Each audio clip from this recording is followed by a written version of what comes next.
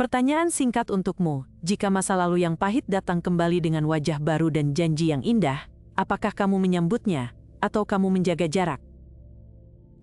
Banyak orang ingin cerita yang menutup luka lama, tapi tidak semua perban itu bersih. Cerita ini akan memberimu cara sederhana untuk membedakan cinta yang menolong dari rekonsiliasi yang menjualmu pelan-pelan. Kita mulai saat lampu gala menyala terang di Singapura, musik kencang, kamera berkilat, dan dua orang mantan berjalan beriringan.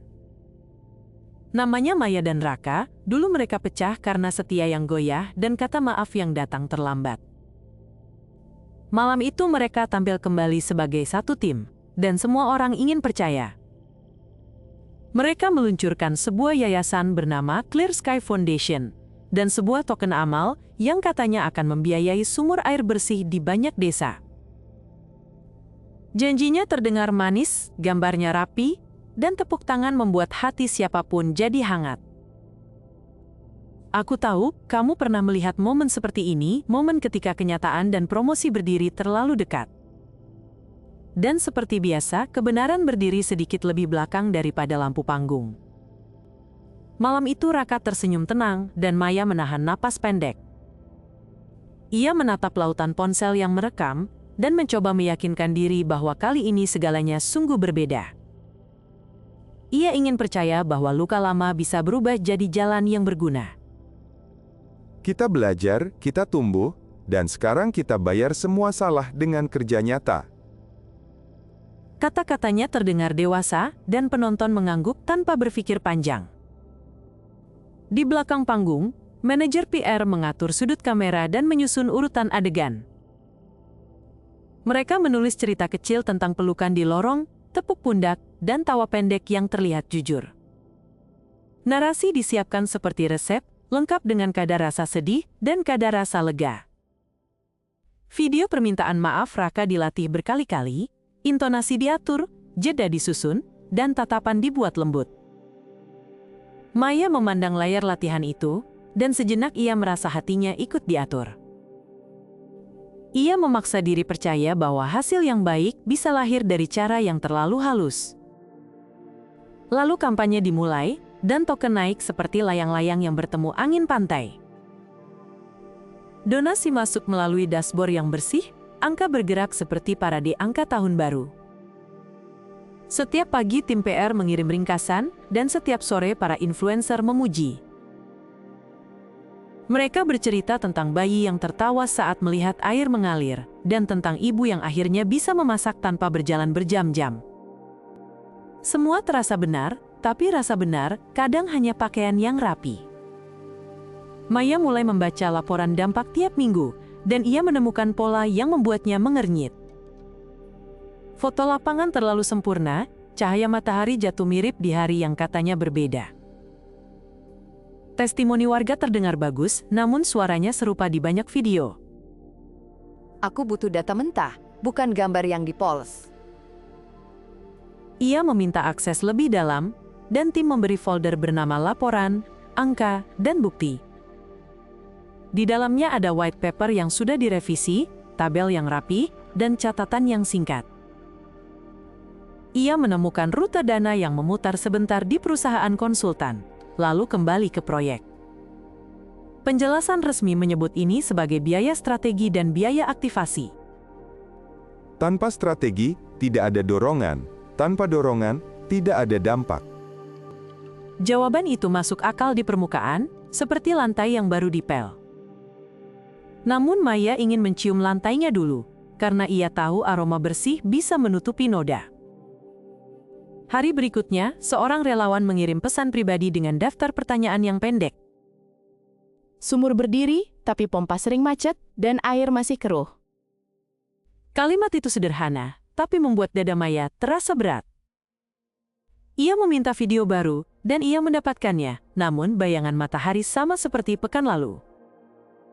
Ia meminta koordinat, dan peta menunjuk ke ladang yang kosong.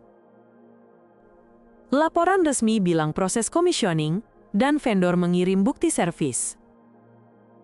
Stempel waktunya terlihat janggal, seperti jam yang maju setengah hari. Setiap kali curiga bangkit, ada jawaban yang menenangkan, dan setiap kali tenang datang, ada celah baru yang menganga.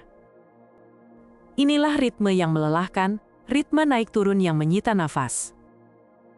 Di tengah ritme itu, Raka memberi kejutan kecil berupa makan malam senyap.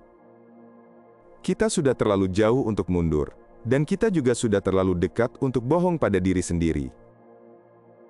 Kalimat itu hangat dan terasa matang dan terdengar seperti kebenaran yang ingin kita dengar.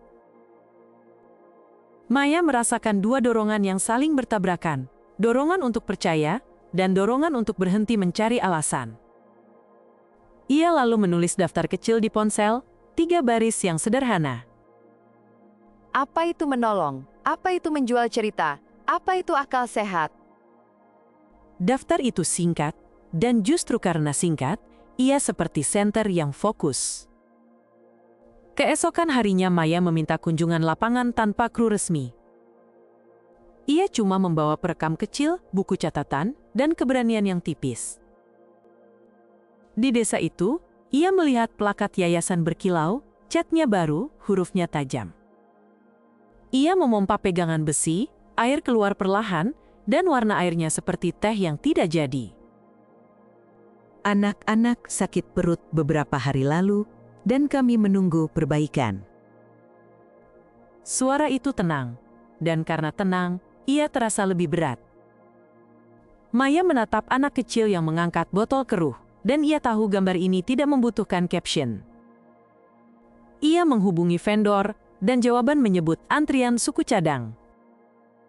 Ia bertanya mengapa laporan bulanan menyebut semua baik, dan tidak ada jawaban yang memuaskan. Sore itu dia duduk di depan sumur dan matanya berhenti pada refleksi wajahnya sendiri. Ia merasakan kenyataan yang sederhana, cinta kedua bisa jadi pintu yang bagus, tapi pintu yang bagus tetap harus menuju ruangan yang benar. Malamnya ia kembali, dan Raka menunggunya dengan rencana konten berikutnya. Kita butuh momen kecil yang hangat, agar pendengar melihat bahwa kerja sosial juga membawa damai. Kata damai seharusnya membuat napas panjang, tapi kali ini napas Maya justru pendek. Aku ingin akui masalahnya dulu, dan kita benahi dari dasar. Raka memegang tangannya, dan suaranya jujur seperti seseorang yang kehabisan pilihan. Jika kita buka semua sekarang, dana lari, proyek mati, orang yang butuh akan menunggu lebih lama.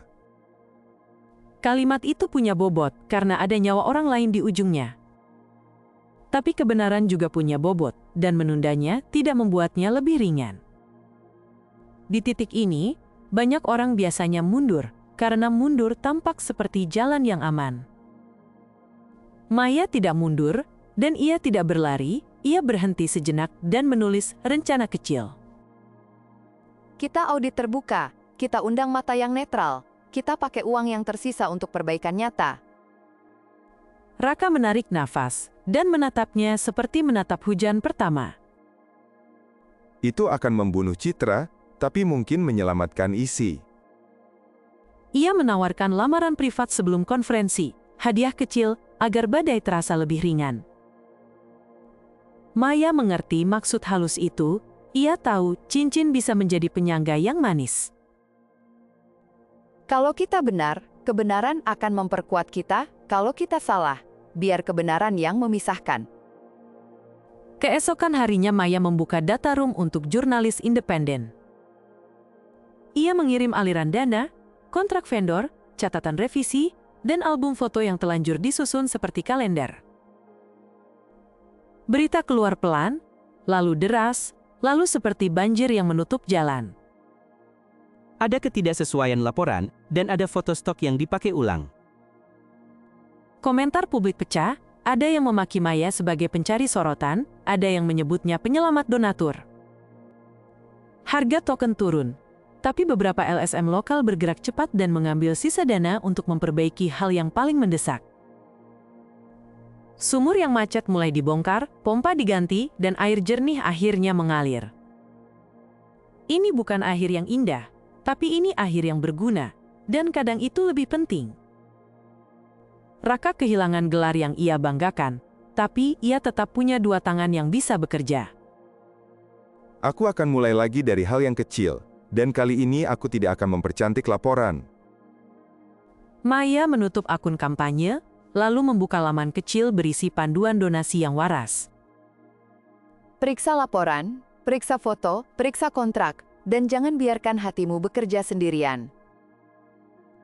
Ia menulis kalimat itu untuk orang yang ia kenal dan orang yang ia tidak kenal.